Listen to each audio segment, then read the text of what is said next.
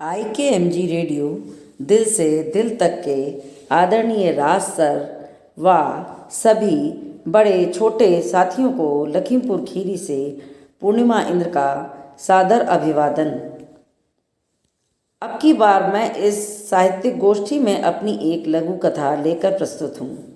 आशा है आप सभी को पसंद आएगी, जिसका शीर्षक है बात बन ही गई।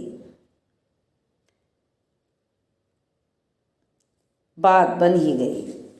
बहू का गृह प्रवेश हुआ। विशाल कोठी, धन धान्य से भरा पूरा घर, नौकरों की फौज। रीमा इतरा उठी अपने भाग्य पर। इकलौती बहू। सास ससुर ने हाथों हाथ लिया। बाकी सब तो ठीक था, पर एक बात रीमा की समझ से बाहर थी। सास ससुर किसी भी बात या फैसले पर एक मत नहीं हो पाते थे। दोनों अपनी बात पर अड़े रहते, जिसका खामियाजा रीमा को भुगतना पड़ता। मनोविज्ञान की छात्रा रीमा को तनिक वक्त तो लगा, पर उसने एक उपाय निकाल ही लिया। परिवर्तन की लहर शुरू हो गई। विशाल के पूछने पर रीमा मुस्कुरा उठी। रीमा ने बातों बातों में अपने सास और ससुर के शौकों के बारे में जान लिया, जो घर की जिम्मेदारियों वाली परिस्थितियों के कारण अपने अपने उन शौकों को एक दूसरे से कह भी न सके थे। कुछ दिल में अरमान भी थे जो पूरे ना हो पाए थे। बस बहू रानी ने उनके मन मुताबिक उनके शौकों को पूरी करने की तैयारी शुरू कर दी और ज़िद ठान ली। एक दिन दोनों को फिल्म के टिकट पकड़ा कर कहा, आप दोनों अच्छे से तैयार होइए, आप दोनों को फिल्म देखने जाना है। बहू बोली, कोई आनाकानी नहीं, आप दोनों को ही जाना है।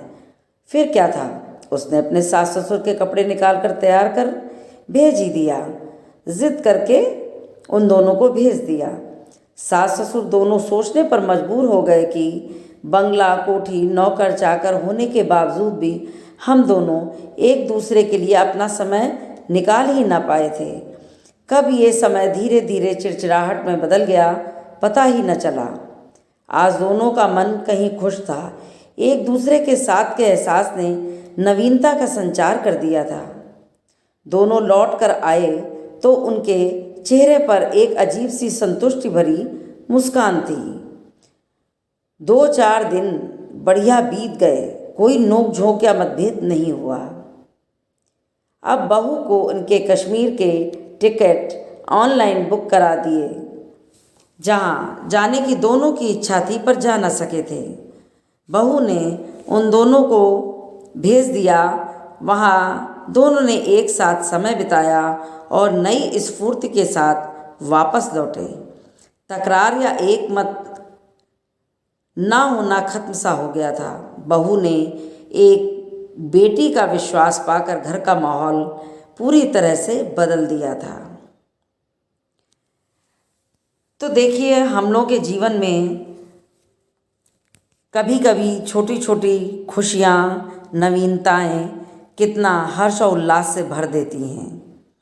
हम लोग अपनी अपनी जिम्मेदारियों में भूल जाते हैं कि हमारी भी कुछ इच्छाएं और अरमान हैं। हम लोग उनको पूरा नहीं कर पाते, अपने घर की जिम्मेदारियों में डूबे रहते हैं।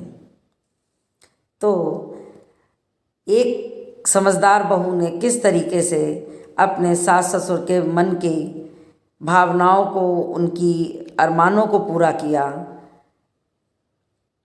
ये देखकर अच्छा लगा। और हम सभी लोग कहीं ना कहीं इस तरीके की मनोविज्ञान से जूझते रहते हैं। हम लोगों को भी एक बदलाव की आवश्यकता है। इसी के साथ ही मैं अपनी वाणी को विराम देती हूँ। धन्यवाद। Thank you. लखीमपुर खीरी से पूर्णिमा इंद्र।